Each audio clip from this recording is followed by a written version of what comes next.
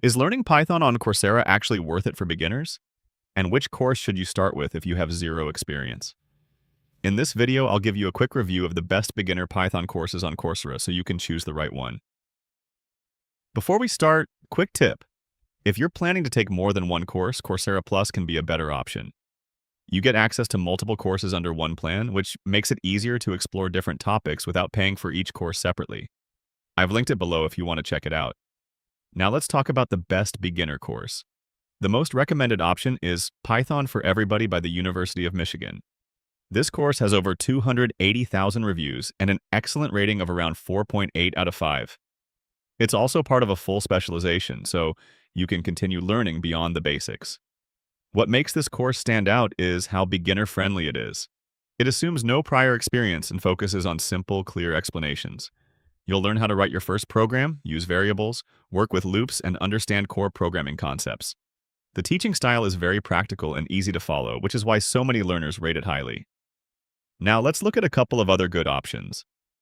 Google's Crash Course on Python is another strong beginner course with a rating of around 4.8 and tens of thousands of reviews. It's faster and more condensed, so it's great if you want to learn quickly. And IBM's Python for Data Science is also popular, especially if you're interested in data analysis and AI. It has a solid rating of around 4.6 and covers practical applications of Python. Now let's talk about what you actually get from these courses. You'll learn programming basics, problem solving, and how to think like a developer. Some courses also include projects, which are important for building real skills. Now here's the strategy most beginners miss. Instead of stopping after one course, you can build a learning path. Start with Python basics, then move into data analysis, web development, or automation. That's where Coursera Plus becomes really useful.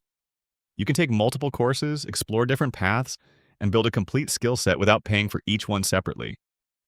But let's keep it real. Watching videos is not enough.